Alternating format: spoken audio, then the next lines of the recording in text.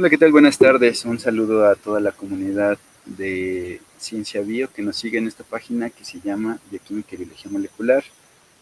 Como saben, a quienes son nuestros seguidores, desde hace cerca de 2 años nos hemos dedicado a compartir con ustedes seminarios web relacionados con las áreas de químico-biológicas y de la salud en general.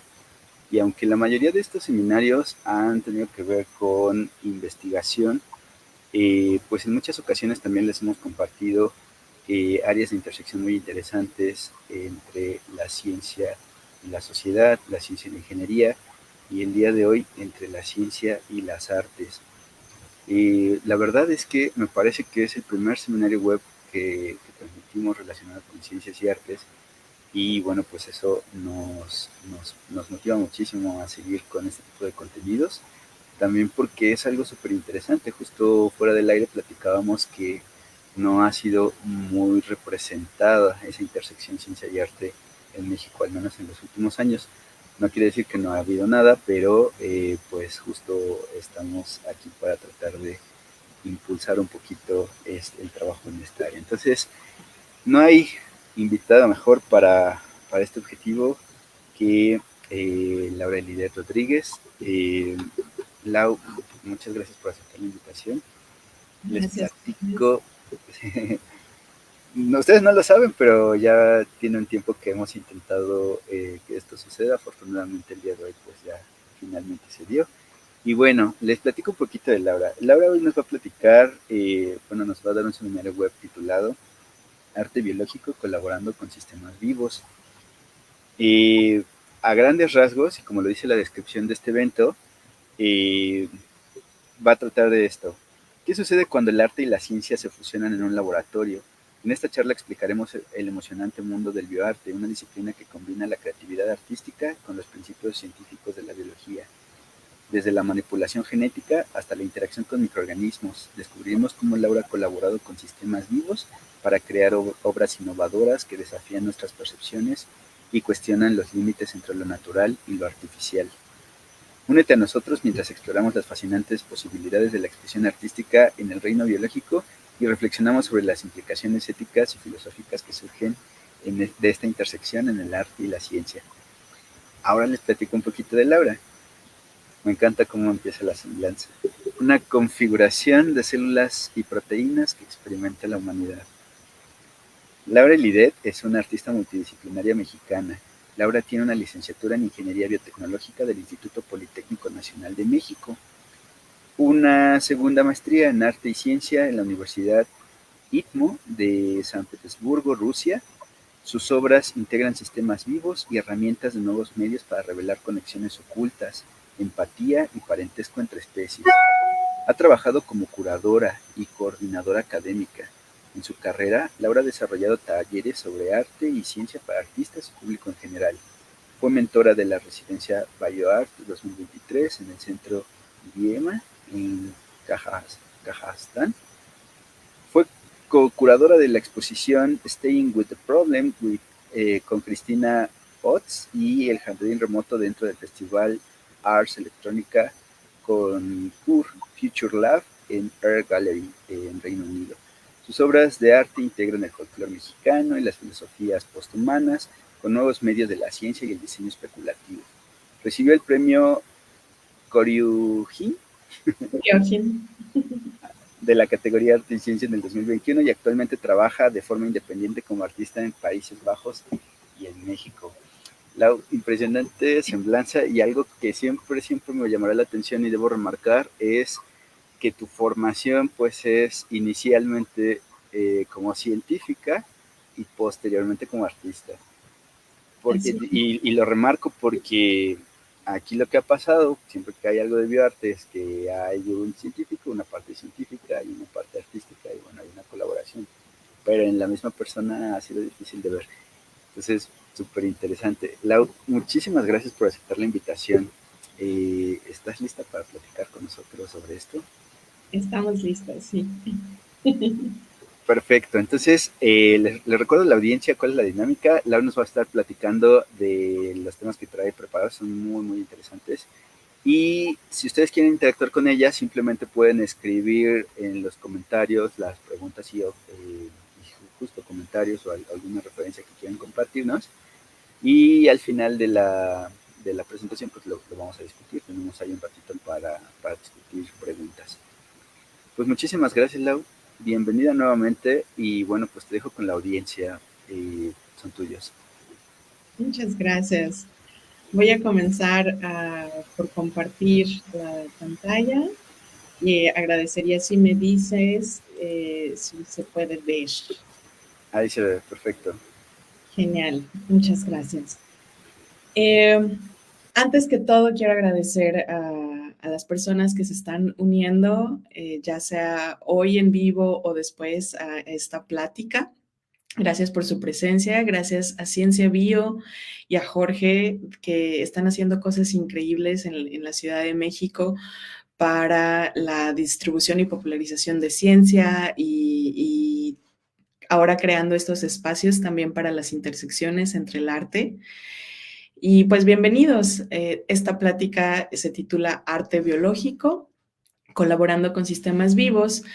Ya escucharon la amable introducción que hizo Jorge sobre mi historia, digamos, académica. A mí me gusta primero tener esta parte de que soy una configuración de células y proteínas experimentando la humanidad. Porque es a través de la ciencia, estudiando biotecnología, que hice esta conexión de quién soy, y luego vino el arte en las preguntas filosóficas también de qué significa ser humano. Yo vivo y creo o trabajo con una metodología que es la del juego. Yo juego a ser científica, juego a ser artista, y muchas personas a veces creen que jugar es que no me lo tomo tan en serio, pero yo he visto que lo que más se toma en serio un niño es jugar. Cuando un niño está jugando a ser un pirata, se meten en el papel y traen su espada de cartón o de madera y ellos hacen un performance como el pirata, ¿no? Entonces yo juego tomándome muy en serio también cada una de las actividades que hago. Y esta metodología vino a través de una crisis. Como les contó Jorge, yo primero estudié biotecnología o me fui al mundo de las ciencias. Siempre tuve la intención de estudiar arte, pero digamos, alrededor mío, donde yo crecí en Michoacán, no había como mucha esta oportunidad de ir y conocer cómo era el mundo del arte, y también estaba esta presión de, ay, estudia algo que, una ingeniería o sé doctor y así. Yo estoy enamorada de la ciencia y de la biotecnología, agradezco mucho que tuve la oportunidad de estudiarlo, pero a los 27 años luego tuve esta crisis de, quiero cambiar de carrera, quiero hacer algo diferente. Y fue un poco difícil empezar a creérmela de ser artista, cuando después de tantos años estuve enfocada en cierta área y el reto de cambiar completamente. Pero me di cuenta que no tenía por qué estresarme tanto si lo veía como un juego y como un aprendizaje. Y al relajarme logré ver como las conexiones. Siento que los artistas y los científicos están guiados por la misma motivación, que es la curiosidad. Nos gusta saber cómo las cosas funcionan y nos preguntamos el por qué y hacemos experimentos. Hoy en la plática primero voy a dar una introducción en lo que sería el bioarte y luego ya irme un poquito más a mi práctica personal, a las obras que he creado. Pero les comento esta historia de las crisis y del cambio y de cómo juego hoy en día a ser lo que soy, porque la motivación para ser educadora en el arte y ciencia es que más personas sepan que no hay esta separación y dicotomía entre el arte y la ciencia, sino hay una bella intersección y que todos nosotros somos parte de ello. Entonces, sin más preámbulo, voy a empezar a contarles un poquito de la historia del arte y ciencia que está dentro de lo que es el arte contemporáneo. Tenemos el primer documento oficial, que es en 1967, es un manifiesto que se llama Experimentos de Arte y Tecnología, que fue creado por varios artistas colaborando con ingenieros. Ya hay algunas notas en la historia de que, por ejemplo, Fleming, tal vez recuerden a Fleming como el científico que descubrió la penicilina, él estaba pintando con bacterias y eso era en 1923. Entonces, el arte y ciencia no es tan nuevo, ya tiene una historia de 100 años. Pero el primer documento oficial o las primeras obras empezaron en la segunda mitad del siglo pasado, porque el arte para mí es una entidad frágil que está, digamos, mutando todo el tiempo acorde a lo que está sucediendo en la sociedad. Y en el siglo pasado las tecnologías entraron a nuestras casas y teníamos la televisión y teníamos los refrigeradores y teníamos mucho más contacto con televisión. Hoy en día ya nadie vive sin un celular o ahorita estamos a través de las computadoras, ¿no? Y los artistas querían trabajar con esas nuevas metodologías y nuevas tecnologías. Por eso se crea el área de nuevos medios. Y lo que catapultó el arte y ciencia en la categoría de bioarte, que es lo que incluye la biotecnología o la biología, fue el evento de la revolución biotecnológica, el descubrimiento de la estructura del DNA en 1953. Lo que vemos aquí tenemos una estructura de DNA de doble hélice, que es lo que generalmente vemos en las películas, o así que se ve como esta espiral. Y esta es la foto de cristalografía que se hizo de la molécula. Esta como X que ven aquí es esta parte. Y esta es considerada la foto 51, que reveló cómo es la estructura. Tiene una historia bastante simpática. Y aquí le pongo que es la primer selfie, porque digamos, era un humano, el humano que está hecho de las proteínas que el DNA tiene las instrucciones para formar las células y los órganos, tomando una foto a esa misma estructura. Entonces es como viéndose a sí mismo, entonces como cierta selfie. Y la historia que tiene la mayoría conocemos a Crick y Watson como los autores de esta publicación de la estructura del DNA, pero también está Rosalind Franklin, que ella fue la que hizo esta fotografía de cristalografía, pero en el siglo pasado las ciencias todavía eran dominadas generalmente por el género masculino. Y, por ejemplo, Rosalind Franklin en las instituciones donde trabajaba, ella no estaba permitida a pasar a la cafetería, era solamente para hombres, para varones, por ejemplo. Y era un mundo difícil de la academia para siendo una mujer dentro de las ciencias.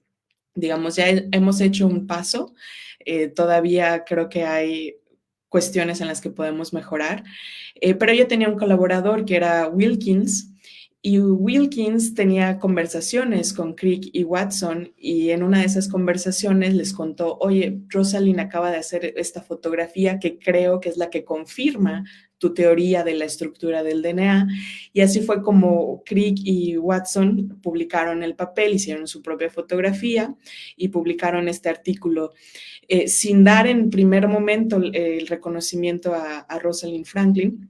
Después, la Academia del Premio Nobel, que les dio el reconocimiento a Crick y a Watson, rectificó que Rosalind Franklin realmente también merecía este reconocimiento, pero ella ya había fallecido y no se puede dar un Nobel Prize, un premio Nobel a la post-mortem. Y esa es la razón de por eso que reconocemos solamente los nombres de Watson y Crick. Y este evento que hizo una revolución en las metodologías para crear sistemas con modificaciones genéticas para investigar la salud, las diferentes enfermedades que se relacionan con el DNA, creó muchas técnicas que dieron pie al bioarte porque los artistas también querían ser parte de esta revolución biotecnológica. El concepto del bioarte hay varios. A mí me gusta mencionar esta que fue creada con George Church, que es un científico que trabaja en Estados Unidos en Harvard, pero también ha colaborado con artistas como Joe Davis. Y entre ellos dos, en esta colaboración, crearon este concepto de lo que es el bioarte, que dice más o menos así, que es parte del arte contemporáneo. O sea, nosotros no estamos haciendo ciencia, estamos haciendo arte contemporáneo, pero adaptamos los métodos científicos o las herramientas de la biotecnología para crear y exploramos los sistemas vivos como sujetos artísticos. Esta parte aquí es importante de hablar de sujeto, no un objeto. La mayoría de nosotros como científicos trabajamos con las bacterias y son como un objeto de producción, de investigación. El bioarte los toma como sujetos, sujetos con historias, con necesidades, con un antecedente que influye en lo que están haciendo. Y bueno, los temas que abarca el bioarte son variados, pueden ser cuestiones filosóficas, sociales o ecológicas. Y aquí me gustaría hacer como una pausa para que vean la imagen que está aquí a la derecha. Y traten de ver qué es lo que está dentro de este contenedor, qué figura tiene, qué colores, como qué material es, a qué les recuerda, y dar un momento para que piensen en a qué se les figura esta construcción que ven aquí en el medio. Esta obra fue creada en el 2004 por Oron Katz en Yonat Sur, que son de los pioneros en el arte biológico. Y lo que están viendo aquí es como un abrigo o una chaqueta. La obra se llama Victimless Leather o Cuero sin víctimas.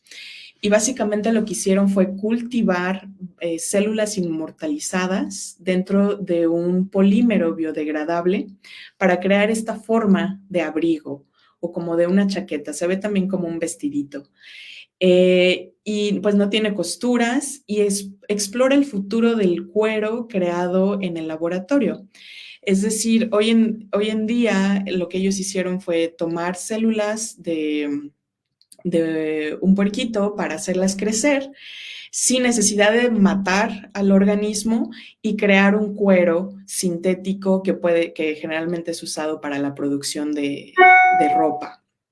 Entonces, aquí ellos están abordando temas de ecología porque la industria de la carne y de la producción de cuero son altamente contaminantes. Y también hablan de esta posibilidad del futuro de crear la carne en el laboratorio. Estamos hablando de 20 años atrás, en el 2004. Lo curioso aquí es también que la obra estaba viva, son células vivas que están creciendo. Entonces, cuando lo presentaron en alguna ocasión, pues seguía creciendo. Tanto así que el curador les llamó y les dijo, tenemos que cortar la alimentación porque está creciendo mucho. Y esto se volvió ahora un performance porque también incluye cuestiones de ética. Si los científicos o los artistas tienen la capacidad o la agencia de decidir si matan a células o no, en qué momento.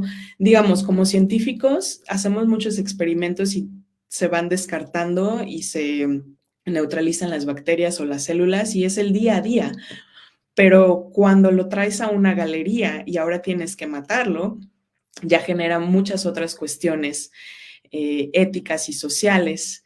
Es también por eso que el arte y ciencia hace críticas a las estructuras dentro de las instituciones y a la vez trae información de la ciencia o de los avances científicos hacia la población en general. Y bueno, hablando de arte y ciencia, cómo los científicos nos ven, por ejemplo, aquí, si alguno de ustedes es biotecnólogo o biólogo, alguna vez ha cultivado bacterias y a lo mejor se les contaminan, muchas personas creen que esto es parte del bioarte. Muchos de mis amigos lo que creen que hago es que yo pinto con bacterias. Yo siento que si yo pintara algún día con bacterias, luciría más bien como esto, porque es un tanto difícil. Y algunos científicos creen que es lo que hacemos, solo pintar con organismos, y no me malinterpreten, es muy difícil realmente lograr una imagen si tú intentas pintar con bacterias porque están vivas y tienen agencia. Sin embargo, esto sería como un craft, una opción de crear artesanía con los sistemas vivos. pero no es a lo que me refiero con bioarte. Les voy a platicar algunas de las historias de obras de los pioneros antes de pasar a otras filosofías. Esta es una obra de Melissa Fisher que se llama Microbial Me o Mi Yo Microbiano en el 2018, y lo que el artista hizo es crear un molde de su propia cara y recolectar las bacterias de su piel y verlas crecer. Aquí lo que estamos viendo es el crecimiento de las bacterias de su piel, también con las colonias del ambiente, que van a vivir y que van a morir en el momento en el que se acaben los recursos de este medio. Y es exactamente los mismos medios que estamos utilizando dentro de biología o en esta Petri dishes. Pero aquí el artista está haciendo está presentando una cuestión de quién soy. Ella se pregunta, yo tengo millones de bacterias dentro de mi cuerpo y ellas están interactuando metabólicamente conmigo y viven en mí, son parte de quien yo soy. Hoy en día ya sabemos que las bacterias que viven en nuestro intestino interactúan, por ejemplo, con nuestro cerebro a través del metabolismo de la serotonina. Las bacterias que viven en nuestra piel también tienen la capacidad de generar humedad. Nuestro aroma es también parte de lo que las bacterias crean. Entonces, ella hace esta cuestión: ¿qué tanto soy humano, qué tanto soy bacteria? Y aquí nos presenta esta idea de quién soy o mi otro yo. Ahí ya no está usando las bacterias solo como objetos, sino dando una subjetividad a ello. Otra obra que es uno de los primeros monumentos del bioarte sería Génesis, de Eduardo Kac. Fue creada entre 1998 y 1999, donde él colabora con una bacteria E. coli y un gen, y él lo llama el gen artístico. Básicamente lo que hicieron fue tomar el primer texto, la primera frase del libro del Génesis, de la Biblia, por eso es el título, lo pasaron a código Morse y de este código Morse a una secuencia de DNA. Entonces, ellos podían tener la secuencia de DNA que la insertaron en la bacteria.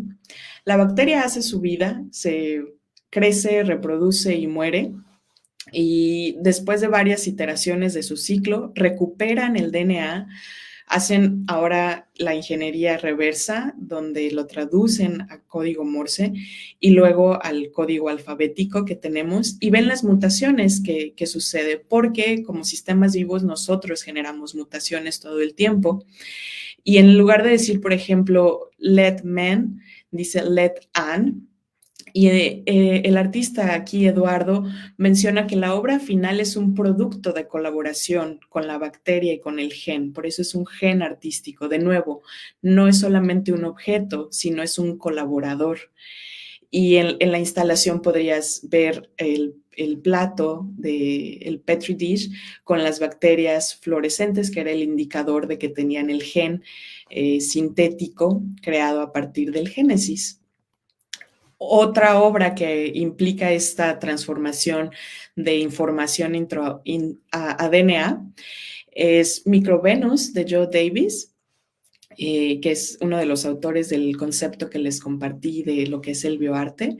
Y lo que él hizo es transformar esta imagen, que es el símbolo de la fertilidad, es una runa, la transformó a códigos de 0 y 1, a código binario de las computadoras. Todavía pueden ver aquí un poquito la imagen. Y después estos ceros y unos a DNA, para ponerle una bacteria que la idea era mandarla al espacio. ¿Y por qué hizo esto? Bueno, porque en 1972-73 la NASA hizo ciertos experimentos mandando en naves espaciales, en las llamadas Pioneer, diferentes objetos, entre ellos una placa que fue diseñada por Carl Sagan, donde ponían esta imagen. Digamos, si ¿se acuerdan que, digamos, estamos hablando del siglo pasado, que hubo esto de la Guerra Fría?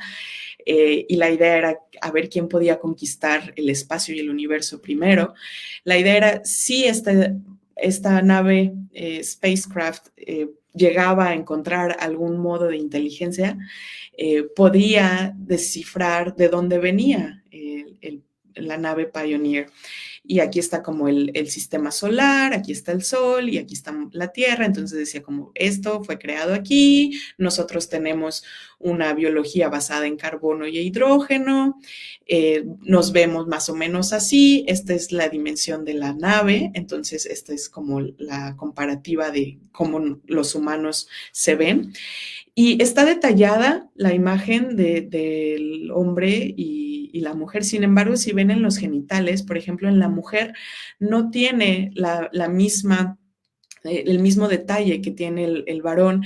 Entonces, Joe Davis hizo como esta respuesta a la placa para luego mandar la información que faltó, que es básicamente esta imagen que debería estar en la genitalia de la mujer, diciendo como, nos faltó una pequeña parte de lo que somos los seres humanos. Y entonces fue una respuesta a un evento científico, ahora como una obra de arte. Algo un poquito más contemporáneo es en el 2019 tenemos a Paul Banús con su instalación Labor, que habla del trabajo forzado. Lo que él hizo fue ir a estos lugares como minas donde las personas trabajan, digamos, en un sistema de esclavitud, a pesar de que está regulado, pero trabajan 12 o 24 horas en condiciones extremas, de esfuerzo extremo. Y recolectó después de las jornadas de trabajo extremo, de su piel, recolectó las bacterias que generaban el aroma del sudor. La pregunta que él hace es, ¿a qué huele la esclavitud? ¿A qué huele el trabajo forzado? Entonces recolectó las bacterias y luego las identificó cuáles eran aquellas que daban el aroma y las puso en estos bioreactores que están conectadas a la camiseta que nunca ha sido usada, pero se está impregnando del aroma de lo que es el trabajo forzado. Y algo muy curioso en esto es que ahora las que están trabajando en un trabajo forzado son las bacterias dentro de nuestros bioreactores que están durante la instalación generando y generando y generando aroma. Esta también es una crítica a los sistemas sociales, a la manera en que usamos las bacterias también, porque las usamos como fábricas para productos, para medicinas y cosas así. Y fue una instalación que ganó en el 2019 el premio del Golden Nika dentro del Festival de Arts Electrónica, que es uno de los festivales de arte y tecnología más reconocidos actualmente. Y bueno, yo les he comentado a través de estas slides, de esta presentación, el nombre arte biológico o bioarte. Bioarte es un término que acuñó Eduardo Katz en los 90 para este tipo de obras. Oron menciona más arte biológico. Hay otras personas que lo mencionan como arte híbrido o arte vivo, arte transgénico, aquellos que incluyen una modificación genética. Hay otros que lo mencionan como arte tecnológico. Si ustedes están interesados más en las categorías que se han hecho de estas obras, yo recomiendo mucho Daniel López del Rincón, que es un curador y filósofo del bioarte. En España pueden encontrar en español sus pláticas y él habla de estas categorías de lo que es el bioarte. También está Robert Mitchell, que lo divide como en arte vitalista, y Jens Hauser, que él ha descrito los conceptos del material vivo en sus estudios de biomedialidad. Pero alrededor de 7 años atrás, Jens Hauser tuvo una entrevista. Él estaba trabajando dentro de Ars Electrónica, que les comento que es uno de los festivales más grandes, y en Ars Electrónica no hay una categoría llamada bioarte, lo llaman arte híbrido, y en la entrevista él menciona que no, en grandes rasgos dice, no existe el bioarte o solo existe bioarte. porque el arte es algo que involucra siempre a alguien vivo. Bio significa vida de latín, y pues siempre hay alguien vivo creándolo o hay un espectador. Entonces todo podría ser considerado bioarte. En muchas ocasiones a los artistas trabajando en esta área les gusta ser llamados bioartistas porque suena bastante padre. Sin embargo, a mí me gusta mucho esta idea de que todo es bioarte porque al final es vida. Nosotros estamos experimentando la vida y la vida también es las máquinas que creamos. La vida también son los microchips que hemos arreglado para crear las computadoras. Son solamente diferentes configuraciones. A mí me gusta llamarlo arte tecnológico o arte híbrido. No estoy aquí para decirles si el bioarte existe o no o darles más conceptos. A mí lo que me interesa es contarles cómo trabajar con sistemas vivos. A lo mejor al final de la plática ustedes mismos me podrán decir qué es lo que consideran bioarte o no. A mí me gusta colaborar con sistemas vivos desde bacterias, plantas, hongos, otros seres humanos o ecosistemas. Y lo que quiero contarles es la manera en la que he encontrado que funciona crear este tipo de estrategias a través de la conexión y el cuidado. Yo me baso mucho en filosofías de, por ejemplo, Donna Haraway, que nos comparte un manifiesto que se llama Companion Species o especies compañeras, que básicamente nos dice que el ser humano puede entenderse como una relación multiespecie. Ella platica mucho en su conversación de su relación con los perros, que es la especie que ella tiene como más cercana, pero se pueden hacer diferentes alteraciones. Si recuerdan la obra que les comenté de Melissa Fisher, ella habla de su compañerismo con las bacterias que viven en su cuerpo. Entonces, a través de tener una visión de multiespecies, creamos un vínculo entre los humanos y todos los otros organismos que existen. Y esto puede revelar sobre nuestra simbiosis, nuestra codependencia para el mundo en que conocemos. Entonces, el compañerismo con las demás especies implica considerar aspectos de su historia, de sus necesidades, para crear una colaboración confiable y significativa con otros.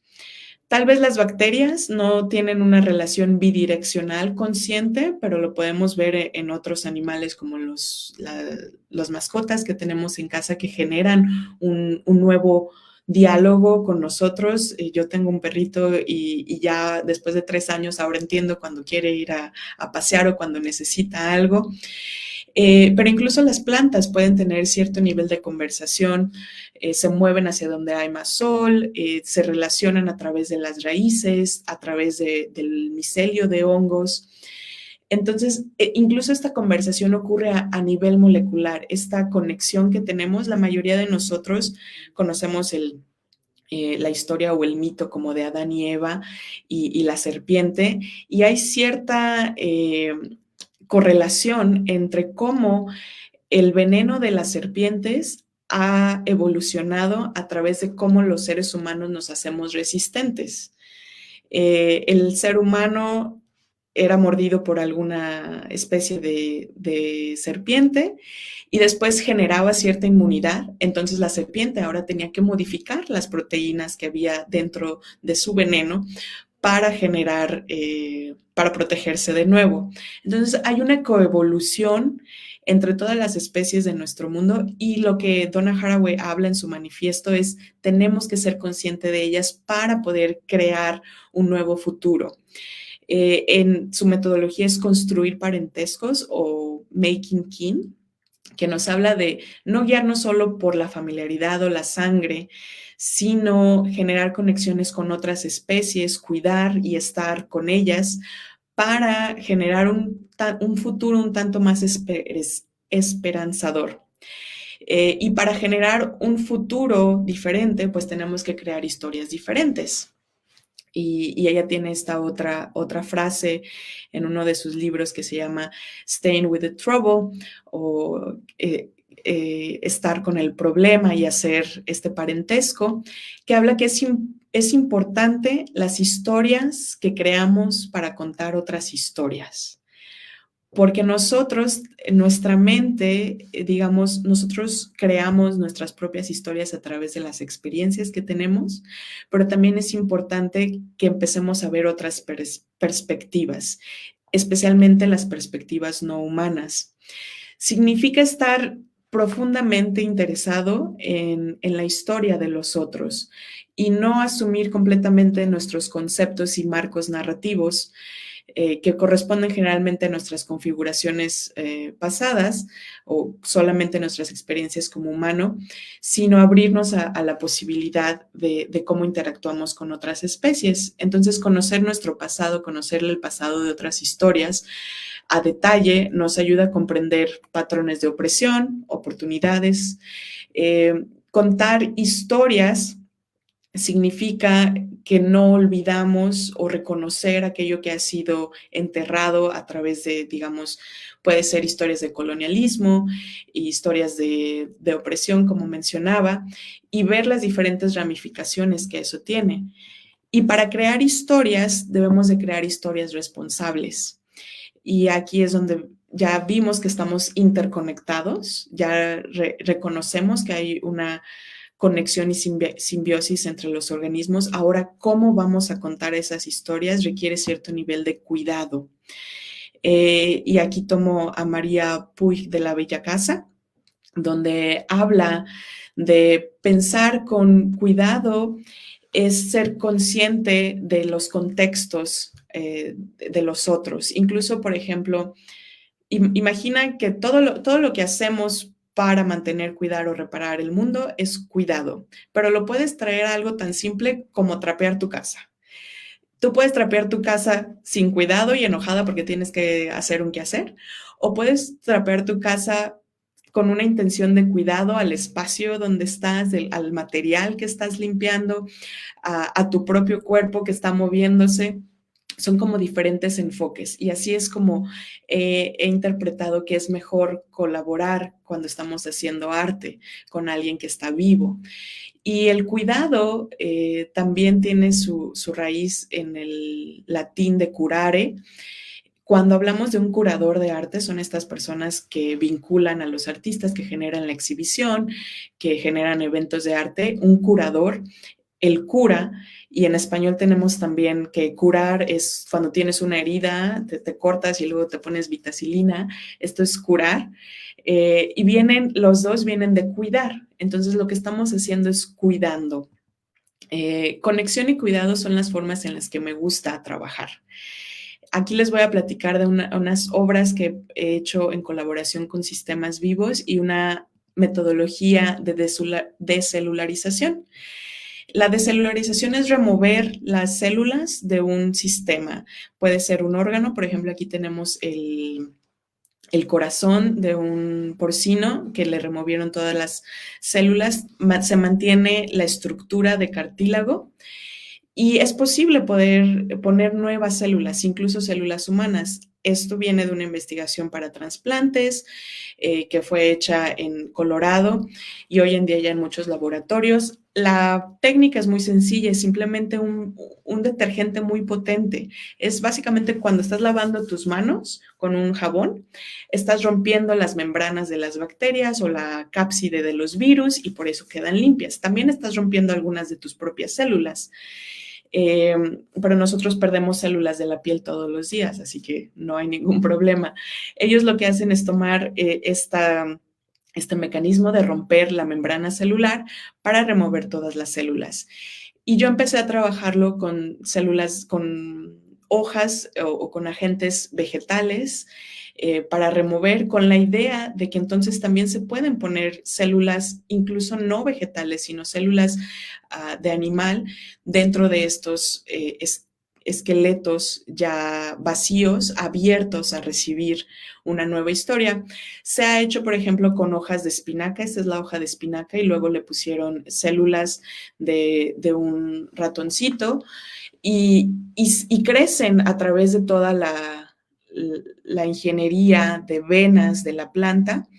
e incluso fueron puestas dentro del organismo vivo de nuevo que las asimila porque no son sus propias células, entonces no hay un rechazo a ellas como suele suceder en algunos trasplantes que no coinciden los sistemas inmunes. Hay, por ejemplo, esa clase de investigaciones. Yo lo empecé a hacer con plantas y con flores. Ustedes pueden ver aquí lo que sería como una flor, se ve como una flor, esta se ve como un pétalo y tiene aquí sus venas, pero ya no es una planta, ya no tiene esta célula, ya no está viva. Y entonces yo empecé a preguntarme qué significaba ser planta o qué significaba ser humano y la capacidad que tenemos. Si yo puedo poner células de humano en esta planta y van a crecer, ¿cuál es la flexibilidad que hay en mi cuerpo? Tratando de investigar cuál era la subjetividad de otras vidas, creé esta idea de un trasplante, que aquí juego con las palabras de transparencia, trasplante, planta, donde puedes elegir tu trasplante. La instalación era como un laboratorio donde tú entras y es como un atelier también, como cuando vas a hacerte un tatuaje y eliges cuál es la planta que deseas tener como trasplante, se conectaría a tu sistema sanguíneo. Es especulativo, pero la idea era que las personas pudieran entrar como a este tipo de laboratorio para acercarse a la ciencia de cierta forma y preguntarse a sí mismo cuál es la flexibilidad de mi propio cuerpo y cuál es la similitud con otros sistemas como las plantas.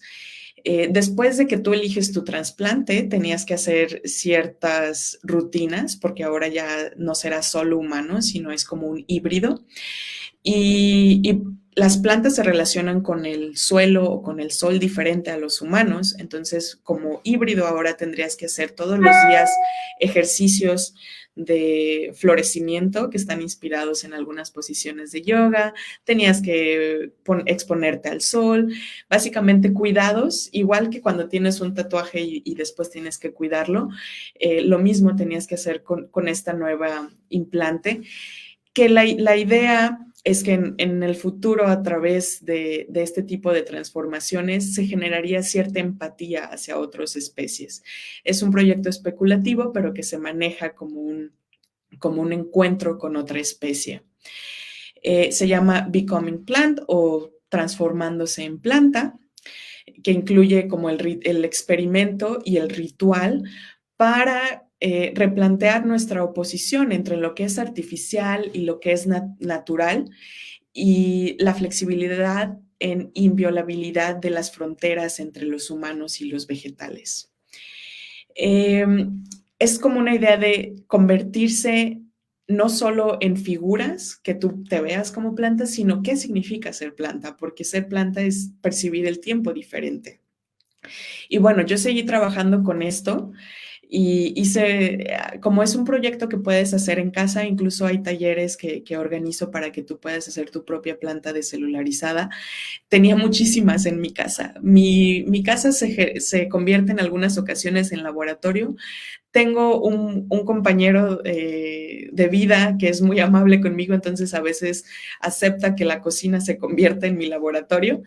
Y yo tenía plantas por todos lados, y en la recámara, y en la sala, porque me encantó hacer esta práctica, pero de repente ya eran muchas y ya no sabía qué hacer, era como una obsesión y despertaba y veía estas plantas transparentes que al final estaban muertas, eran como esqueletos en mi casa. Y me empecé a preguntar de qué es la mortalidad. Si yo también soy un conjunto de células, ¿qué significa estar vivo? Y esta pregunta de la mortalidad, nosotros los seres humanos la hemos hecho, hemos tenido respuestas, a veces fundamentadas en creencias, creemos en una vida después de la muerte, y me gusta a mí, precisamente como soy de Michoacán, el tema del Día de Muertos me encanta, y pues hemos creado este mundo para los seres humanos después de la vida, y me preguntaba qué podríamos hacer para generar una vida después de la muerte de una planta. Y aquí viene cuando la tecnología me ayuda a crear ese espacio a través de un 3D mapping digital. Pude crear estas esculturas de plantas fantasmagóricas y lo que hice fue proyectar sobre ellas diferentes figuras, colores de cuando estaban vivas, incluyendo colores de la tradición del Día de Muertos en Pátzcuaro, Michoacán. Y es un video donde se presenta la vida después de la muerte, como un inframundo para estas plantas, donde en ciertos momentos llega la proyección de 3D mapping, volviéndolas a la vida ahora en este mundo fantasmagórico, tratando de ver cuál es el impacto de ampliar una filosofía antropocéntrica de la vida después de la muerte hacia otros organismos. Y estos son ejemplos de videos durante la exhibición de cómo se hace esta proyección de 3D mapping sobre ellas, ahora trayéndolas a una vida post-mortem digital. Y ahora quiero platicarles de una obra muy sensible, muy personal, que también utiliza la descelularización, por eso lo incluí aquí. Pero se basa en mi relación con mi pequeña compañera de vida, y es un perrito chihuahua llamado Volta. Ella ya tiene 3 años, felizmente creciendo y jugando por todos lados. Pero resulta que si alguno de ustedes tiene mascotas, probablemente ha tenido que afrontar esta situación donde tienes que decidir si lo esterilizas o no. Yo no me sentía lista para hacer una decisión sobre la reproducción de otro animal. Esto viene también de una historia que tengo yo con mi propia reproducción, con diferentes enfermedades o historia familiar de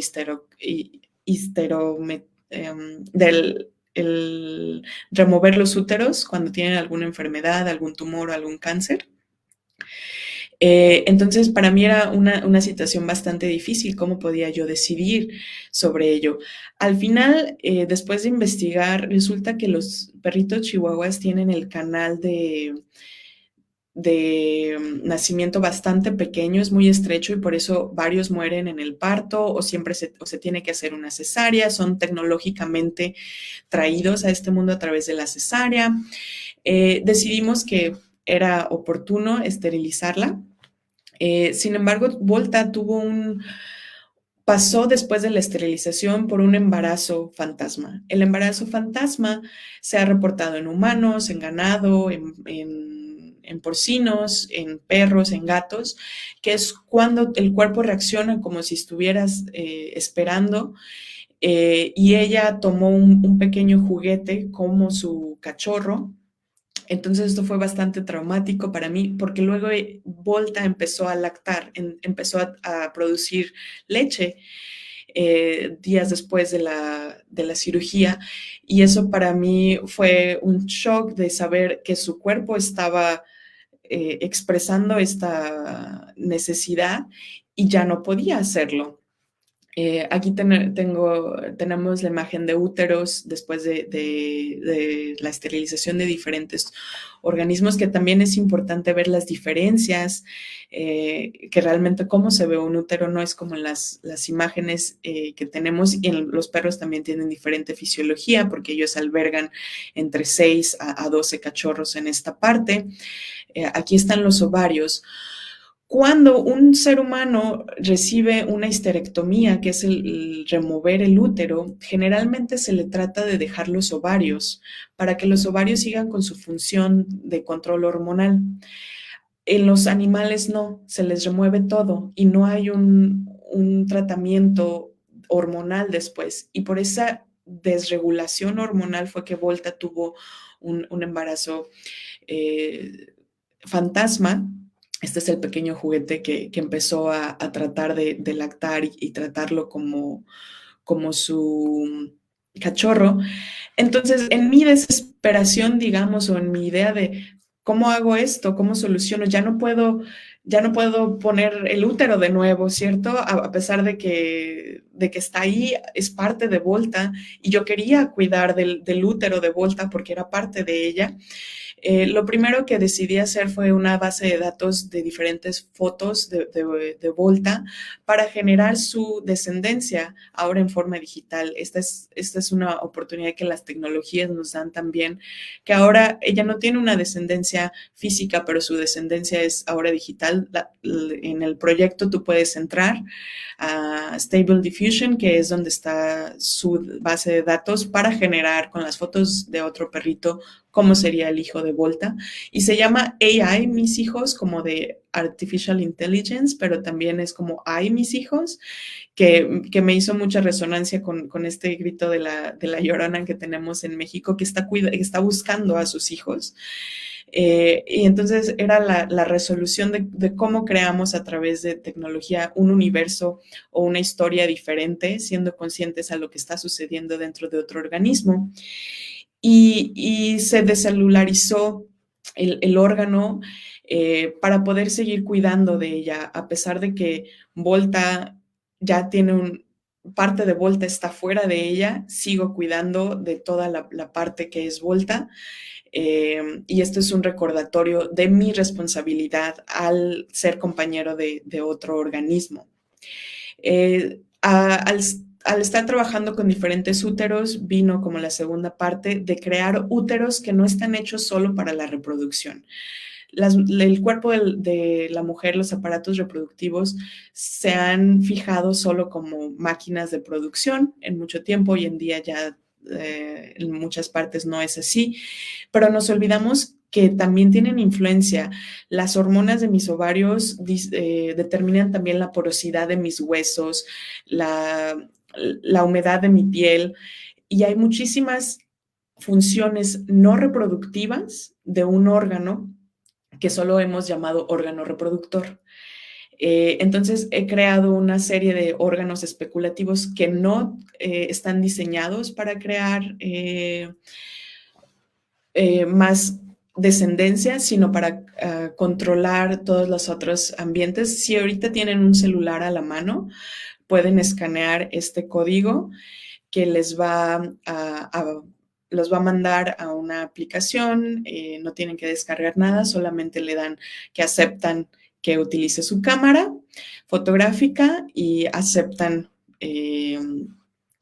que empiece la aplicación y les va a pedir que busquen una imagen. Entonces, después de que escanean este código, pueden escanear, pueden ponerlo hasta esta imagen y verán en realidad aumentada este tipo de órganos que no están diseñados para crear más descendencia o no están enfocados en la reproducción, sino en todas las otras funciones de regulación de hormonas. Entonces son órganos que están catalogados como queer porque no están dentro de las expectativas que les hemos otorgado como sociedad a los órganos reproductivos, sino que expanden en las otras funciones. Sin más, sin alargarme mucho más, quiero agregar, si notan en las 3 obras que acabo de escribir, las historias y mi convivencia con los organismos son parte importante, no solo el cuidado y la conexión, sino las historias, y aquí agrego la palabra rizoma, que hace referencia como a la interconexión en forma rizomática, que hay varias vertientes. Volta no es solamente mi perro, también es un perro que tiene necesidades, que tiene experiencias. Entonces, a través de historias rizomáticas es como integro mis obras cuando trabajo con un sistema vivo. Otro ejemplo de esta historia es mi trabajo con SlimeMold, que es un protozoario, es una sola célula. Lo que ustedes están viendo aquí en amarillo, que se está moviendo, es una sola célula que tiene diferentes núcleos, muchos núcleos dentro de su célula única y se va moviendo y tiene la capacidad incluso de recordar patrones. Aquí en el centro hay su comida favorita, que son la avena, y en este laberinto primero explora todo el laberinto, encuentra la comida y entonces recuerda dónde está la comida. Aquí, por ejemplo, hace la decisión entre ir hacia donde hay una avena o donde hay 3 hojuelas. Entonces detecta muy bien el ambiente. Detecta el ambiente, recuerda y toma decisiones. Es un ejemplo de inteligencia biótica en organismos no humanos. Y para mí era curioso, ¿qué puedo aprender? ¿Puedo aprender a pensar mejor como Slime Mold? En mis historias con el arte me gusta mucho, como ya platiqué, ver sobre la muerte, quién soy, pero también sobre mi mente, cómo hago yo las historias dentro de mi mente. He estado trabajando con la meditación y, por ejemplo, aquí lo que hice fue con un electroencefalograma que detecta la actividad eléctrica del cerebro, conectarlo a una aplicación de meditación donde tuve 6 moneditas de que medité bien. Pero Slime Mold también se mueve a través de impulsos eléctricos, es como un cerebrito moviéndose. Y al conectar el electroencefalograma o los sensores al Slime Mold, en el mismo tiempo, en 5 minutos, él recibió 9 moneditas. O sea, está meditando mejor que yo, está más presente que yo. Esto obviamente tiene sentido porque él no tiene una mente que lo despierta en la madrugada pensando en aquel mensaje que mandó hace 7 años y que ahora se arrepiente, ¿no? Que es este como diálogo interno que tenemos dentro de nuestra mente. Entonces yo quería aprender a ser más presente, a estar solo aquí y no apurarme tanto de lo que ya pasó y no estarme apurando tanto del futuro, sino estar aquí y en el ahora. Entonces, ¿cómo aprendo a ser más mindful, a estar más presente a través de Slime Mold? Y se genera esta obra de meditar, una meditación guiada donde te conviertes en el slime mold y por cada vez que tú meditas, el slime mold recibe o comida o humedad, entonces lo estás cuidando, estás haciendo que permanezca vivo y mientras está vivo te da patrones para que tú puedas seguir meditando. Entonces es una simbiosis donde tú estás cuidando de tu salud mental para cuidar de otro organismo que al final está creciendo para que tú sigas cuidando de ambos. Este es el tipo de relaciones que planteo cuando me relaciono con organismos con cuidado, con conexión y con historias. ¿Qué significa para mí personalmente trabajar? La obra se llama Moldfulness, que es como de mold, de mo, de este organismo, y mindfulness. Y fue en colaboración con un biólogo, Carlos Muñoz, es otro mexicano que se encuentra en Alemania haciendo su maestría en biología computacional.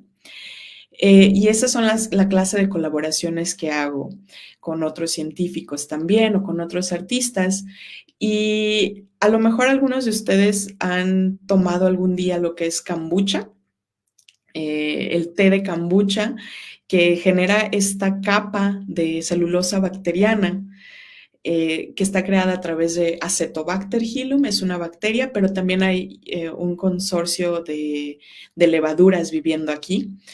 Esta obra es otro ejemplo de colaboración donde yo, a pesar de que tengo mi educación como científica, me remuevo del rol de científica y me pongo en el rol de artista colaborando con otros científicos, donde lo que hicimos fue cultivar esta celulosa hecha de bacteria con nanopartículas de titanio, dióxido de titanio, que reaccionan a la luz. La idea era de que, la hipótesis en aquel momento era de que las nanopartículas se iban a meter dentro de las fibras de la celulosa bacteriana, creando una malla que reacciona a la luz.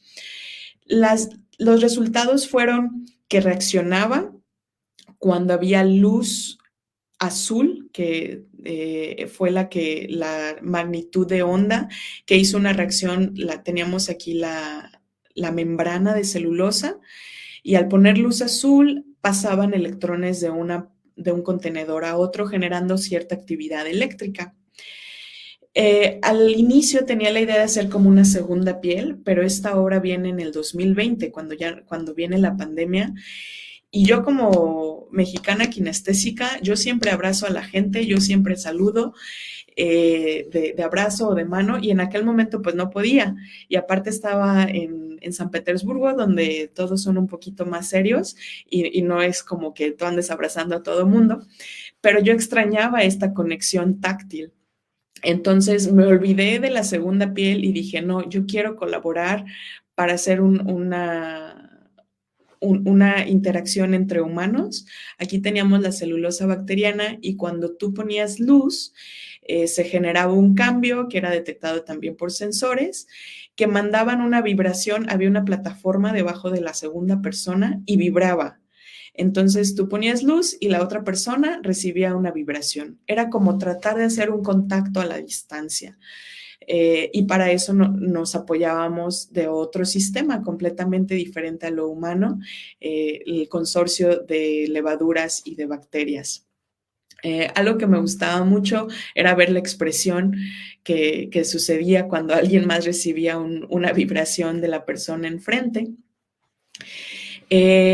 Y aquí estas imágenes son la celulosa bacteriana, todavía tiene las células del acetobacter y levadura vivas, tratando de expresar que a pesar de que nosotros lo vemos inerte, hay mucha vida y esta vida puede interactuar incluso a nivel molecular o atómico con los electrones. Para crear este tipo de historias se requiere cierta deconstrucción de cómo vemos nuestra relación con otros. Nunca me imaginé que yo estaría tratando de conectar con otro ser humano a través de una bacteria. Y mi mente científica, que antes veía la bacteria como un objeto para generar un artículo que iba a ser publicado, ahora es un colaborador con la bacteria. Entonces hay un proceso de deconstrucción.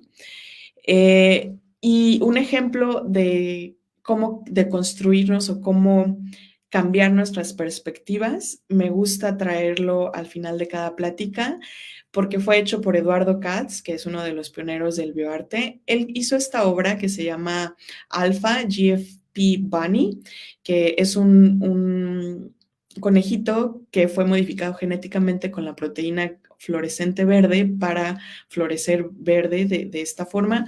Hay mucha especulación de si realmente todo el conejo brillaba de esta forma o no. Creo que científicamente pueden investigar que es un método común modificar bacterias o modificar o poner el vector de la proteína fluorescente para que se una a ciertas células de tumores y luego lo podemos observar en el cuerpo de diferentes ratones o conejos. Es una práctica que se ha utilizado por más de 70 años dentro del laboratorio, pero este fue el primero que se hizo no por una práctica científica, sino una práctica artística.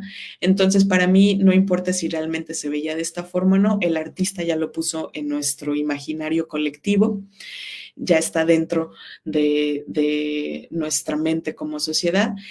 Y muchas personas al ver este conejito fluorescente tenían miedo, decían así como, ay, ¿qué es esto? Es un monstruo. Algo tan bonito como es un conejito que vemos como, ay, el conejo de Pascua, algo tan cute, tan bonito, que ahora se convierte en un monstruo porque está con la proteína fluorescente que fue extraída de una medusa, entonces ahora tiene proteínas de otro organismo.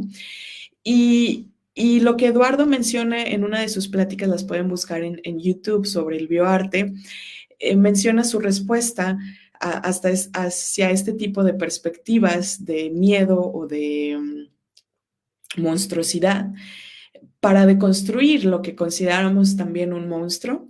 Si ustedes ahorita ponen sus manos un poquito juntas, sin tocarse, pero a lo mejor a medio centímetro de distancia, tal vez sientan un calorcito. Ese calorcito es el mismo que sientes cuando abrazas a alguien y eso es una energía infrarroja. El ser humano, sus ojitos no ven la energía infrarroja, no ven el espectro infrarrojo de la luz, solo vemos muy poquito de lo que es la luz visible.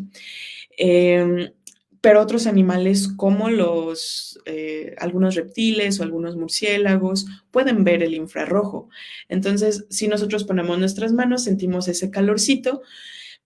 Para otros animales, para otras perspectivas, nosotros en realidad somos los monstruos brillantes, porque ellos sí ven el infrarrojo. Entonces, somos monstruos brillantes bipedales en este mundo, dependiendo la perspectiva, dependiendo qué tanto puedas deconstruir tu propio nicho y va a abrazar otras perspectivas, puedes considerar la belleza que hay en todas estas diferencias. Me gusta mucho que Eduardo menciona esto para cambiar nuestra perspectiva, pero también porque es un recordatorio, si algún día tú estás triste en las mañanas, vete al espejo y recuerda que estás brillando. Eso va a cambiar tu día. Eres un ser brillante todos los días de esta vida. Y bueno, con esta quería terminar comentando que para mí la práctica de arte y ciencia ha sido una experiencia de reconocerme en simbiosis con muchos otros organismos, pero también con otras personas, de investigar mi propia mente y que ojalá si alguno de ustedes estaba como entre esa dicotomía de tengo que estudiar arte o ciencia, vean que hay una intersección donde podemos trabajar y que incluso si no estamos haciendo ni ciencia ni arte, la metodología de cuidado y de conexiones puede traer sorpresas a nuestro día a día. Gracias. Ahora estoy dispuesta a platicar y escuchar sus preguntas. Muchísimas gracias, Lau. Qué interesantísimo. Estuvo muy interesante, la verdad. Muchos de los, bueno, algunos de los proyectos que presentas se ve que tienen muchísimo trabajo desde el punto de vista técnico. O sea, solamente la parte técnica parece bastante exhaustiva, ¿no? De pronto aquí en la academia nos sorprendemos de algunos experimentos sofisticados, pero me parece que el bioarte reta un poco más. O sea, en realidad, bueno, yo platicaba con un colega, un colaborador mío que es artista visual, Antonio Barrientos. Él decía, bueno, pues es que este tipo de proyectos no tienen el formato de hipótesis, metodologías, resultados, ¿no? Y conclusiones, pero aún así me parecen bastante complejos. O sea, cómo utilizar herramientas biotecnológicas como instrumentos para llegar a ese nivel de complejidad me parece algo digno de aplaudirse. Y, y bueno, retomo lo que dije hace ratito en la presentación, que justo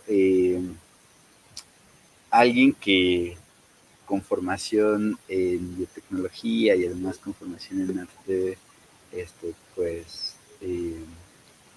haga estos proyectos, sino un equipo donde hay biotecnólogos y artistas disociados, me parece que es una excelente sinergia. Fíjate que aquí nos pasó que cuando trabajábamos con Antonio Barrientos, digamos, nuestro artista visual en el laboratorio, un laboratorio de biología molecular, nos costaba muchísimo trabajo comunicarnos.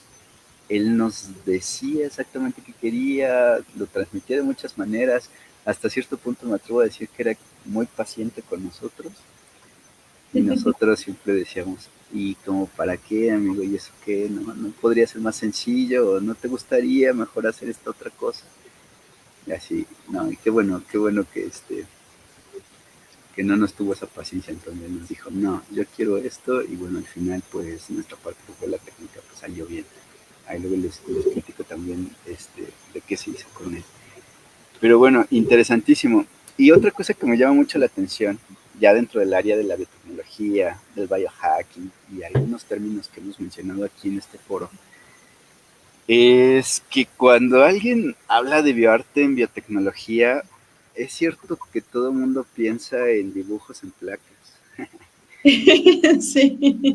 Así como, no, pues bacterias fluorescentes, con la verde fluorescente, la roja fluorescente y así, y haces una casita o algo así, ¿no?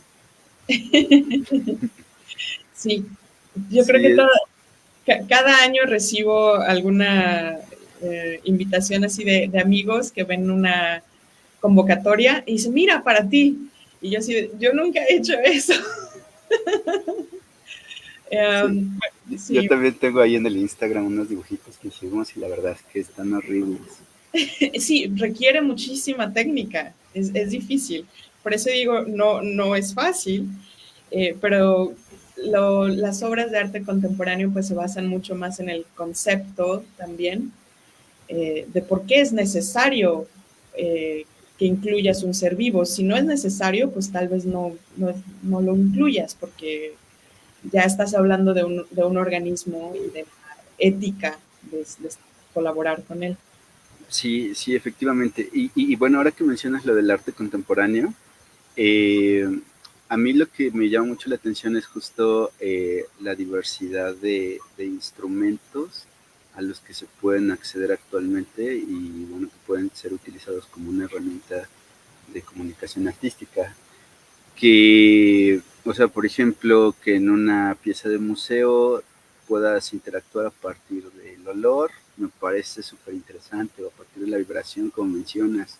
O sea, que no simplemente es que te pares en una sala y observes un objeto, sino que pues puedas utilizar otros sentidos para hacerlo. Eso me parece súper interesante. Y generalmente los artistas siempre están metidos en temas, o sea, conociendo herramientas tecnológicas. Mencionabas tú, por ejemplo, la realidad aumentada, que es súper interesante, la inteligencia artificial y bueno, pues cómo, cómo el espectador, ¿no?, puede interactuar a partir de otros sentidos que no solamente es la observación.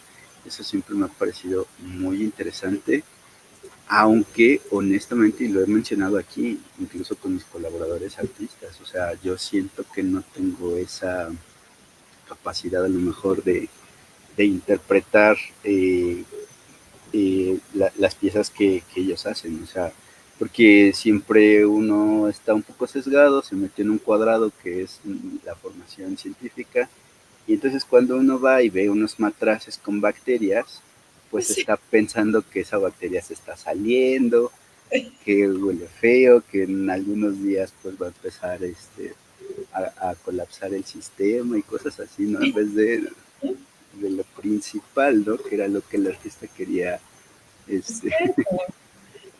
Y ahí viene esta parte de deconstruir. A mí también me tomó tiempo salirme de mi mente científica y empezar a jugar con las otras perspectivas, porque pues yo también veía, como tú dices, ¿no? O sea, ¿por qué una bacteria ahí no debe de estar? Sí, Pero es como, va, ¿quién soy yo para decir qué debe o no debe? ¿Y qué es la bacteria haciendo? ¿Qué está haciendo? ¿Qué me está comunicando? sí, el caso que mencionas de Eduardo Cac con el conejito es así disruptivo. Fíjate que una vez yo lo compartí en una página, esa página tenía muchísimos seguidores, pero era gente, era el público en general, no era especializada como esta página donde estamos transmitiendo, sino que era el público en general. Y pusimos la foto del conejito fluorescente, ¿no? Y los comentarios, digo, por resumirlos y quitando las palabrotas, eran como, es que ustedes no tienen derecho de hacer eso, es que, pues si eso es un diseño de Dios, pues ustedes con qué derecho lo están haciendo, están jugando pues con cosas que no van a poder controlar y demás, ¿no? O sea, como que era un poco de pánico, un poco de repudio y un poco de temor, así como de ver eso, ¿no? Entonces era muy interesante porque el año pasado sale un artículo en donde se aprueba un tratamiento para una enfermedad genética, bueno, más bien, a partir de un sistema genético se trata el virus de la inmunodeficiencia felino. Y los gatitos que estaban tratados, el marcador que le pusieron es la proteína fluorescente. Entonces, eran michis que estaban floreciendo y los comentarios de la misma gente, de la misma audiencia, eran que qué bonitos, que hasta decían, ay, de ese color yo no tengo, ¿no? ¿Y dónde puedo conseguir un? Y era, o sea, es un tema totalmente de percepción. O sea, el mismo ejercicio tecnológico es, o sea, las mismas consecuencias posibles en los dos casos, pero uno lo veían bonito y otro lo veían con miedo, ¿no? Entonces ahí juega muchísimo el discurso de quien está presentando el trabajo, porque si es un científico que está curando una enfermedad de gatito, está bien, pero si es un artista que quiere que se vea bonito el conejo, pues ya no. Entonces, ¿cómo te ha ido a ti lidiando con eso? O sea, porque finalmente tu trabajo es validado por una comunidad que está viéndolo, ¿no? ¿Ha sido rechazado algún proyecto de estos muy interesantes que estás presentando? O sea, de alguna manera has lidiado con rechazo o algo así. ¿Cómo has vivido eso, Lau? Esa es una pregunta muy buena.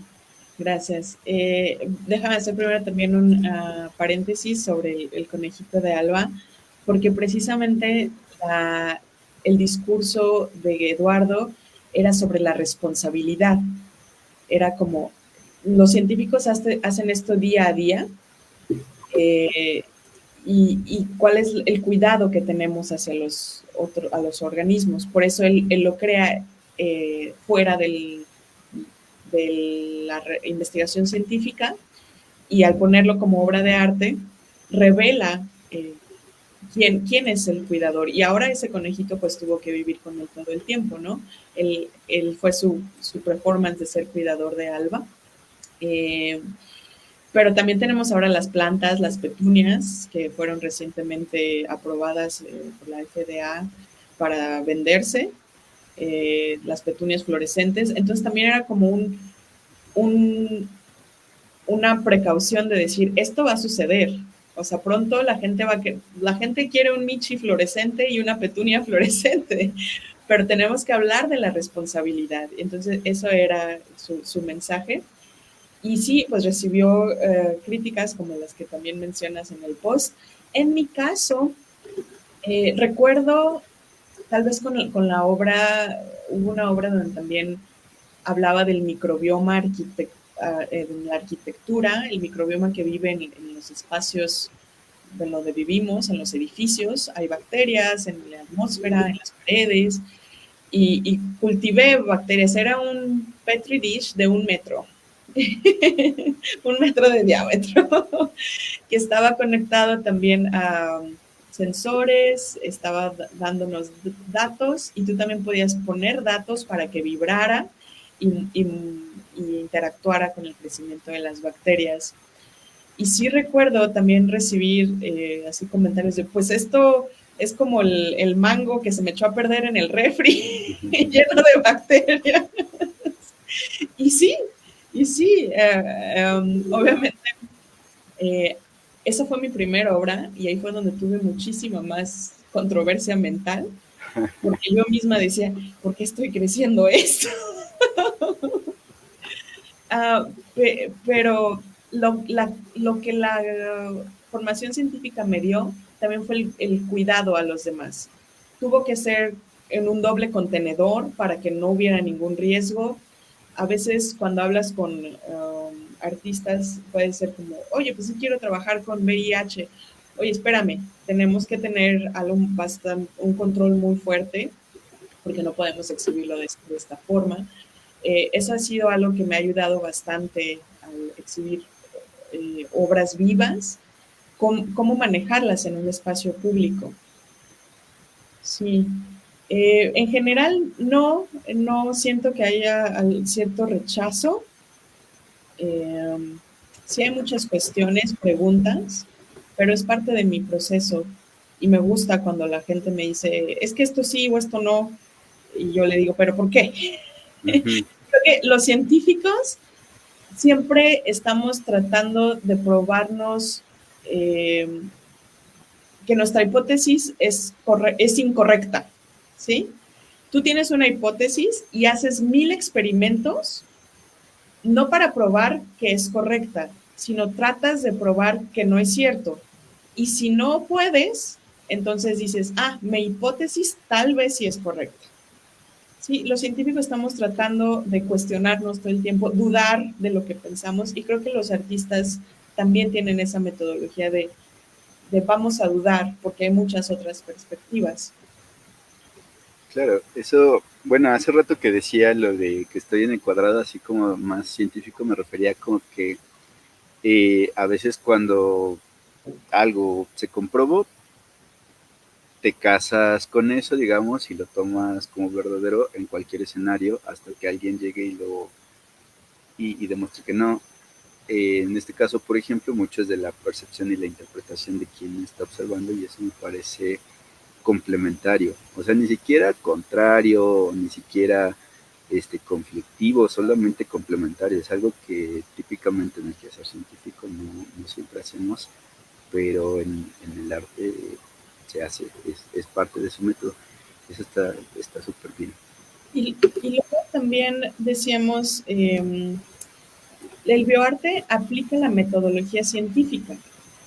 En muchas ocasiones tú tienes una hipótesis, en este caso con la kombucha, eh, yo me aproximé al laboratorio preguntando qué están trabajando ustedes, y ya me platican, no, pues tenemos diferentes nanopartículas, algunas son ferromagnéticas, otras reaccionan a la luz, queremos hacer una membrana sintética, y su primer, eh, digamos, lo que ellos querían al inicio es que yo hiciera una obra que popularizara su investigación.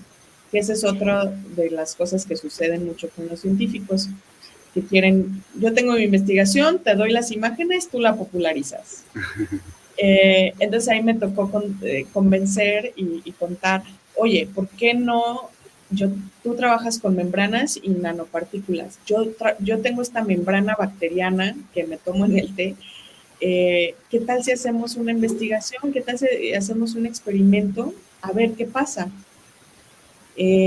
Yo quería que reaccionara a la luz, a cualquier luz y que se moviera o que pasara algo más impresionante.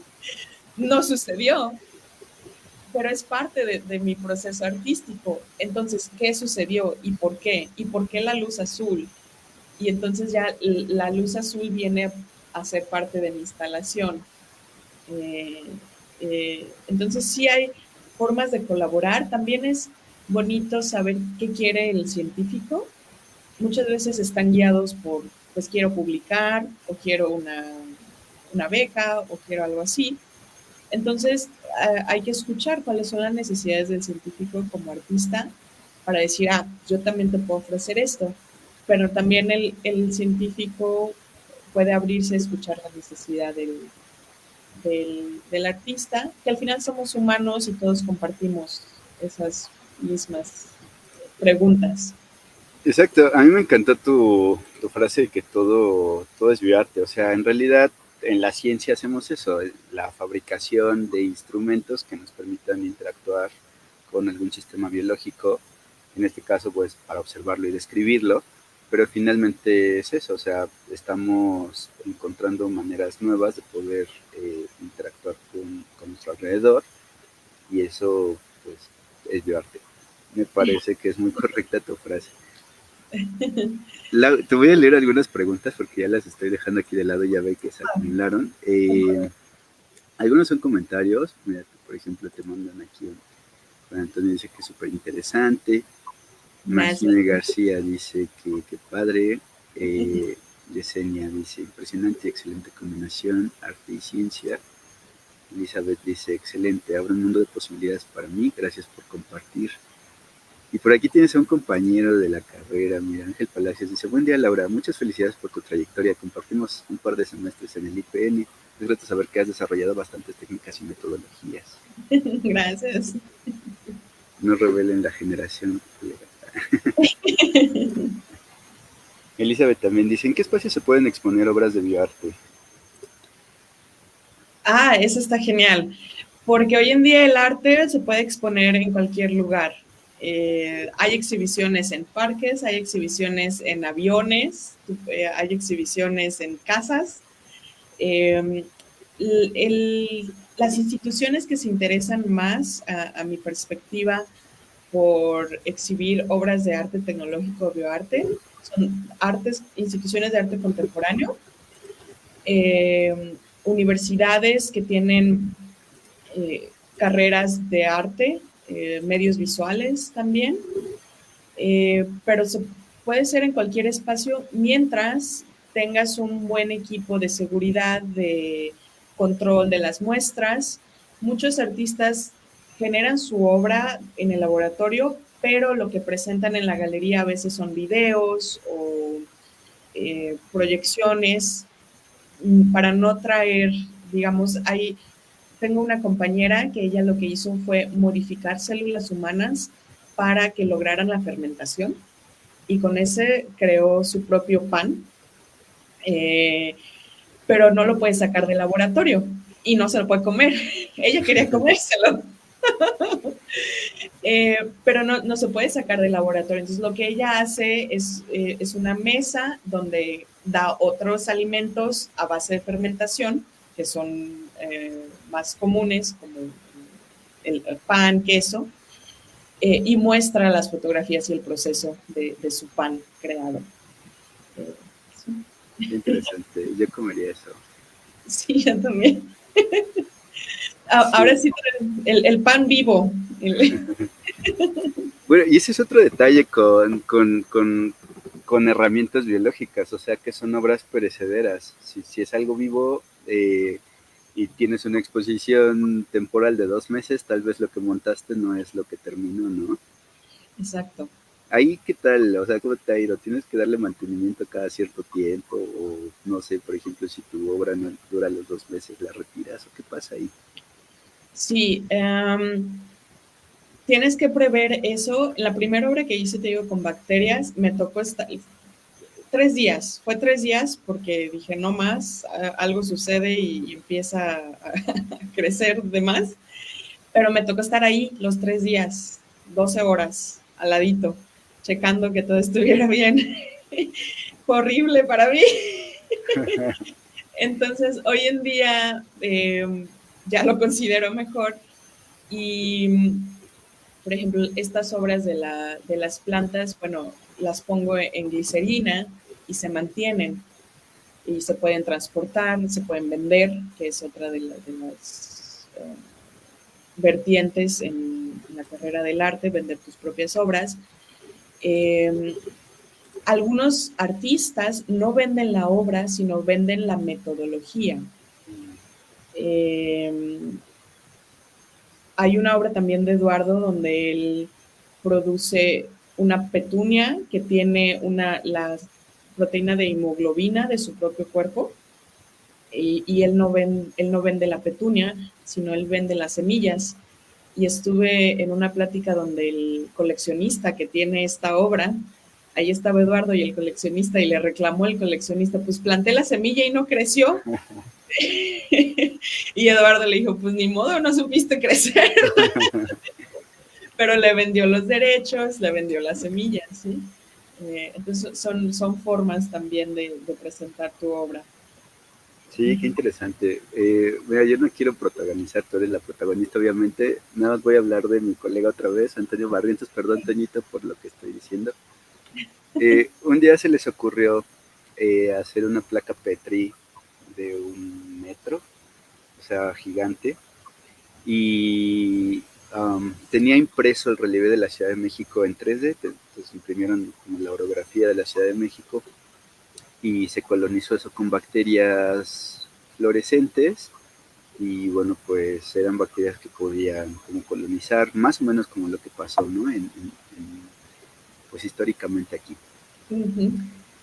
Pero después de un tiempo empezaba a oler muy feo, porque bueno, no feo, pero el olor a bacterias es muy característico. Quienes han trabajado Sí. con bacterias en el laboratorio, pues ubican a la perfección cuando alguien está haciendo medios de cultivo y cuando las bacterias están creciendo, ¿no? Y bueno, pues estaba ese olor en la sala y se cayó la mesa. Entonces, pues se armó todo un escándalo porque pues la gente que pues, nunca había oído de una bacteria fluorescente, de pronto ve que está la intemperie, ¿no? Y pues ante pues ante no saber qué es lo que va a pasar, de que respiren o vean o interactúen de alguna manera con la bacteria fluorescente, pues todos escaparon, ¿no?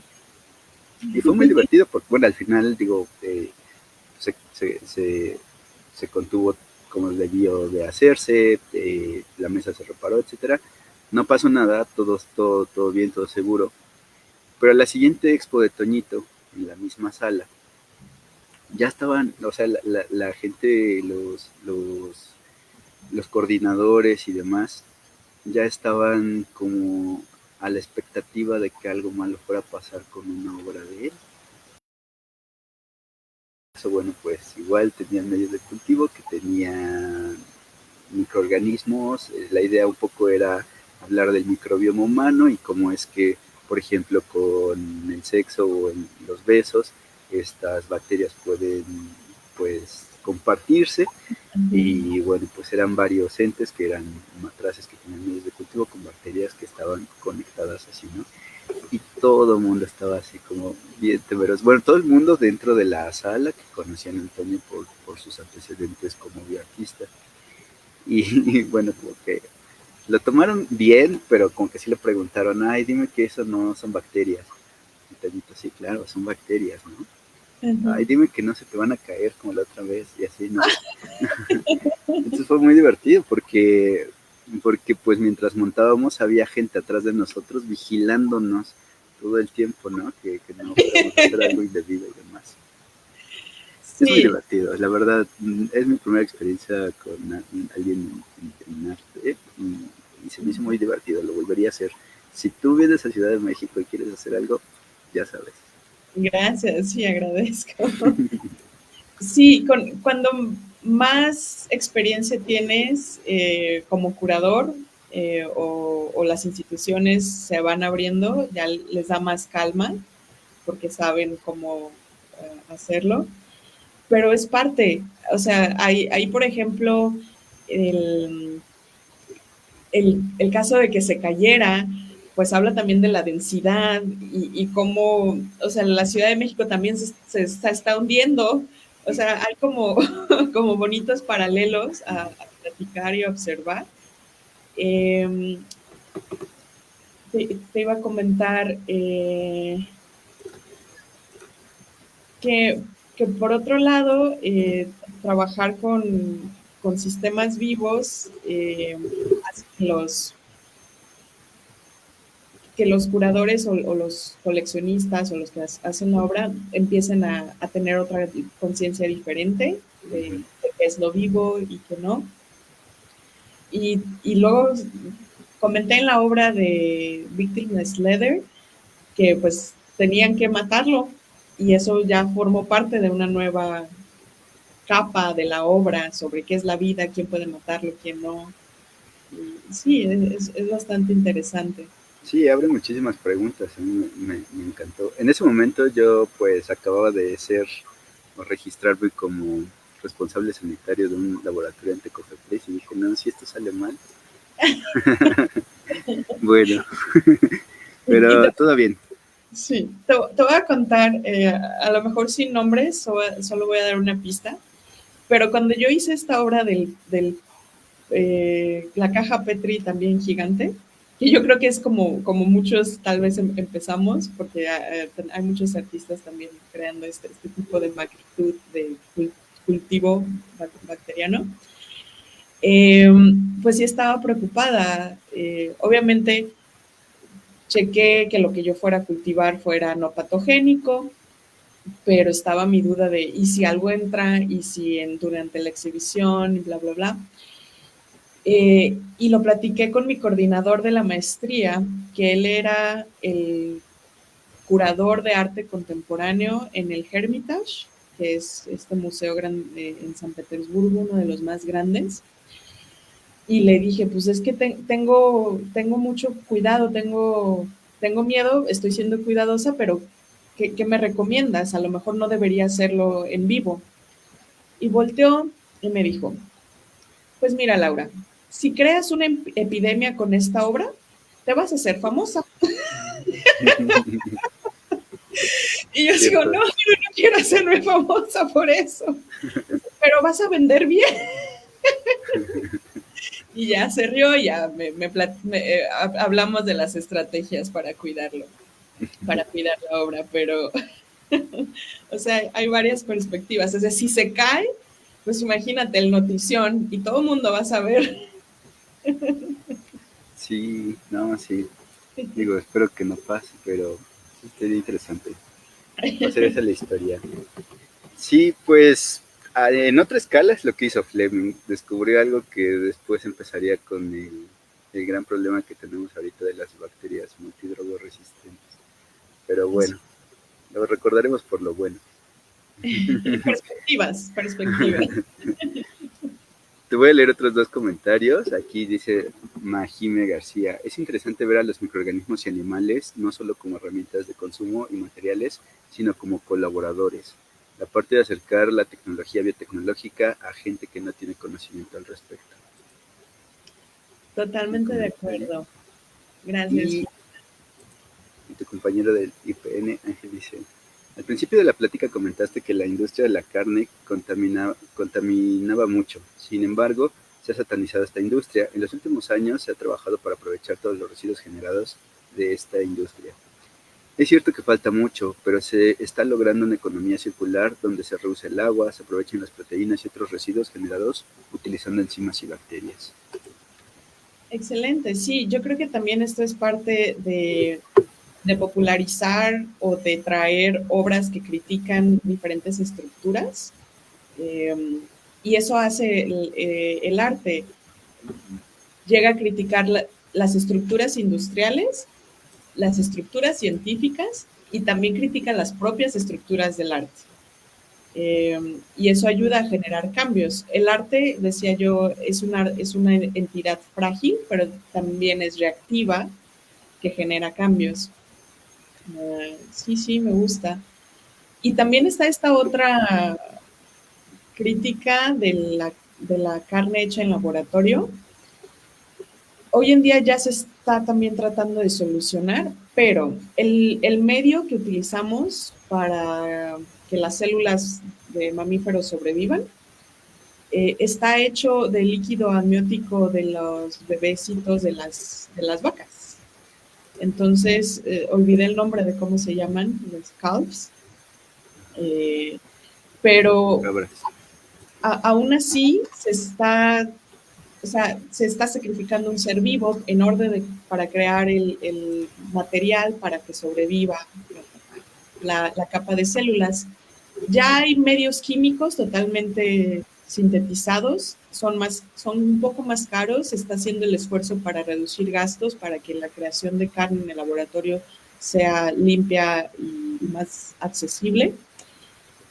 Pero sí, esta clase de obras también vienen a concientizar al público en general y a los dueños de industrias. Sí, claro, pues siempre el arte ha sido una herramienta también pues justo de expresión en cuanto a inconformidad o en cuanto a crítica al sistema, y eso creo que no se va a disociar nunca. Pero sí, pues súper interesante. La verdad es que además los proyectos que tienes me parecen súper interesantes. Y otra cosa que me llama mucho la atención es que mencionas que pues has trabajado en tu cocina, que has trabajado con cosas relativamente caseras, o sea que digamos la tecnología es relativamente alcanzable incluso al público en general, ¿no? Sí, llega a ser, he tenido privilegios de estar dentro de instituciones, dentro de laboratorios trabajando, pero también he estado en situaciones donde ya no estoy dentro de la institución y una crítica para mí al inicio del bioarte es que era muy institucionalizada. Ahora vienen protocolos, como ya mencionabas tú un poquito del biohacking o del Kitchen Lab, que me gusta usar, obviamente ahí viene también mi parte científica, donde no me animo a hacer muchas cosas porque digo, no, esto sí con más respeto, porque no quiero generar ningún problema, pero en cosas sencillas como esta de la descelularización, que es remover las células de los tejidos, sí, pues lo he hecho en mi cocina.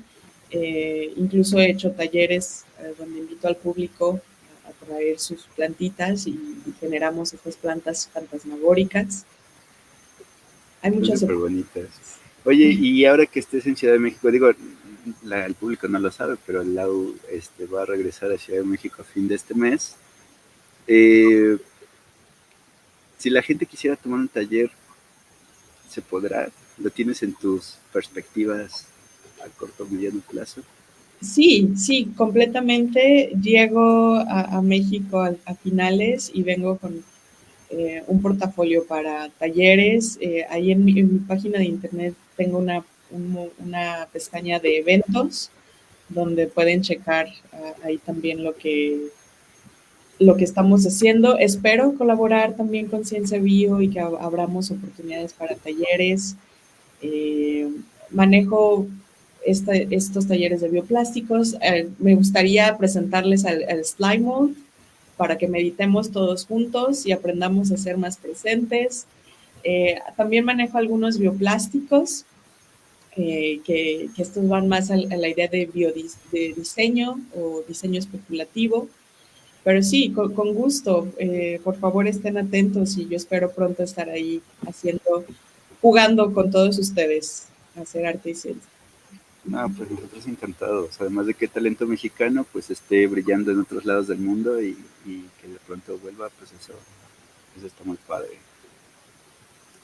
Muchas gracias, Lau. Pues parece que por ahora son los comentarios que teníamos. Ya discutimos la mayoría de los puntos importantes que están por aquí.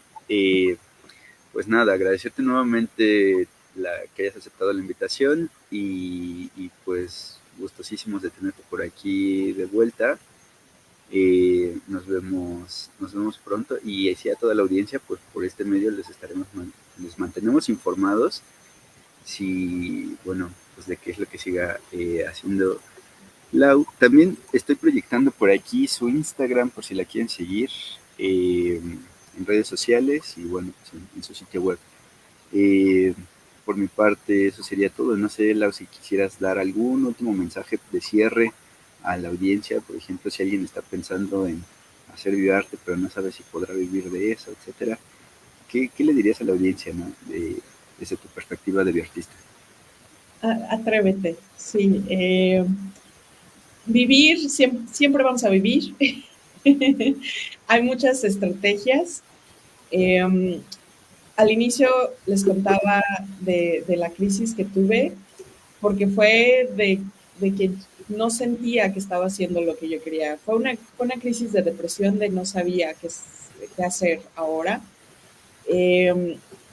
Y era una científica con una maestría en biotecnología y tenía mi trabajo, pero decía, no, me estoy muriendo por dentro, no de hambre, pero me estoy muriendo por dentro y no quiero eso.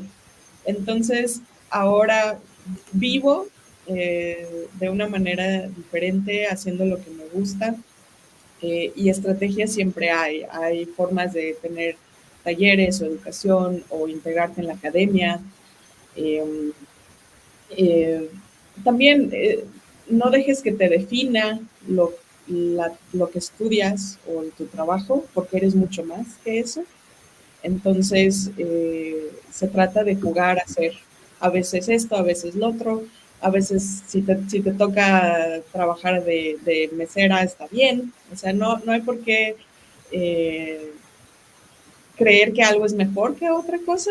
Claro, todos queremos tener nuestras necesidades básicas cubiertas, pero mucha gente tiene privilegios enormes y son infelices. Entonces yo considero que vale la pena atreverse. Y por eso fue esta plática y por eso quiero estar también en México. Si alguien a mí a los 17, 18 años me hubiera dicho, oye, no tienes que elegir solo o arte o ciencia, sino puedes combinarlas, me hubiera cambiado la vida, a lo mejor a los 17 en lugar de los 27. Eh, no, pero los tiempos siempre son como deben ser. Sí, sí, sí, totalmente. Pero si alguien está pensando, te vas a divertir mucho, te vas a conocer mucho, y sí, no hay que tener miedo porque siempre se sale adelante. Excelente mensaje. No, no creo que alguien más lo hubiera podido decir mejor. Deberías considerar también ser terapeuta. Ay, gracias. Son los años que tengo yendo a terapia. No, pues se nota. Muchísimas gracias, Lau. De verdad, te agradecemos muchísimo. Seguimos al pendiente de tu trabajo. Ahí están sus redes sociales. Y bueno, pues a toda la audiencia, muchas gracias por quedarse hasta el final. Nos vemos pronto en otro seminario web. Y Lau, bienvenida de nuevo. Ahí seguimos en contacto. Nos vemos pronto. Gracias a todos por estar aquí. Nos vemos. Que estés muy bien.